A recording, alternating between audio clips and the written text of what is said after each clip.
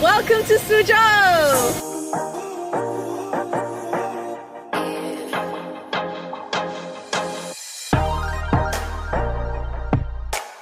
Suzhou is famous for so many reasons. It's got some absolutely stunning gardens here, flowing luscious canals like you can see behind me. P.S. This is known as the Venice of China. It's even famous for its beautiful women. So I guess it comes as no big surprise that this place is very popular with the tourists.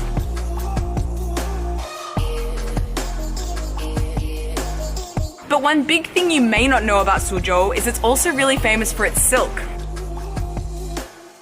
关于丝绸具体的发明时间呢，现在也只是一个传说，因为也结合了一些考古资料，我们发现，在大约4、5千亿年以前，就已经发现一些能够制作丝绸，或者是说能够去获得产茧、产丝的工具。It absolutely blows my mind. Some of these pieces behind me are thousands of years old. It's so historically loaded. So how exactly was silk discovered, you may ask? 怎么发现的呢？有个故事，就是说古人早晨起来都要喝茶，突然有一样白色的东西掉到水里了，去拿个树干去把它撩起来，这么一撩，发现，诶，这个东西可以抽出一条长长的丝，而且不断，才发现，这棵树就是桑树。桑树上面掉下来的这个就是茧，什么东西在这个树上呢？就是蚕。Traditionally, silk was worn by royalty and was the material of choice for the ruling classes. 应该这么说，应该主要就是以前只有皇帝、特权阶级能够穿得起，别人是穿不起。那么他为了彰显的是自己的地位，所以他就规定出来，那么只能是他们那个时候能穿。And yes, while silk was originally reserved for personal use by the emperor and ruling classes in China because of the reputation and the texture of this luxurious fabric, silk rapidly spread and became popular all over Asia and Eurasia. Ever heard of the Silk Road? 丝绸之路，从我的个人观点来说，它就是一条从东方走向西方的贸易之路。那么在这条丝绸之路上，它的载体首先是丝绸。这条路我们还有一些别的货物，还有茶叶，还有陶瓷And guess where a lot of that silk that traveled along the Silk Road originated? You guessed it, Suzhou. The ancient Chinese did all they could to keep silk production a secret, but today I can share that secret with you. So here's the big secret. Silkworms. Here they are, making silk. I'm no expert on silk, I've never looked into it or read into it very much, but seeing these silkworms do their thing, it's looking like the silk is coming from the mouth, as if it's like spit. Is it spit? How great's the internet? Instant facts. I can confirm that silk is produced from the salivary gland of the silkworm. 这个是口水吗？对。是的. That silk shirt you're wearing right now, it's made from worm spit.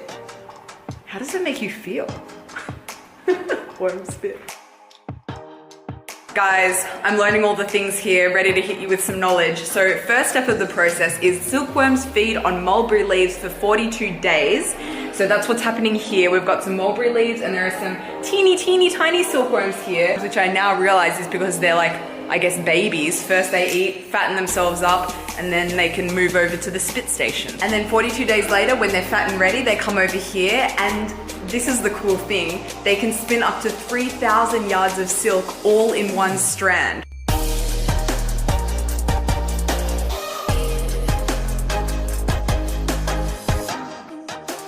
Actually, I discovered something sad. Those silk cocoons they're making, it's pretty much their own silk coffin. Just like caterpillars, they're making a cocoon for themselves where they will transform into a moth essentially. In order to preserve the silk, once the silkworms have wrapped themselves in the silk, the cocoons are essentially cooked. Bye-bye silkworm, but hello silk dress. Pretty, but still made from worm spit. I don't think I'm ever gonna look at silk the same way. So here is a silk cocoon. It's been cooked, ready for silk making, and yeah, that's our silkworm in there. Oh, here's a fun fact for you. 120 cocoons are needed for a man's tie, and about 1,000 cocoons are needed to make a woman's blouse. Oh my goodness. So all these cocoons here would go into just making pretty much one garment. It's a lot of work. Today, you definitely don't need to be royalty to wear silk. Suzhou remains a hub of the national silk industry, and people travel from all around the world to come here to buy its silk.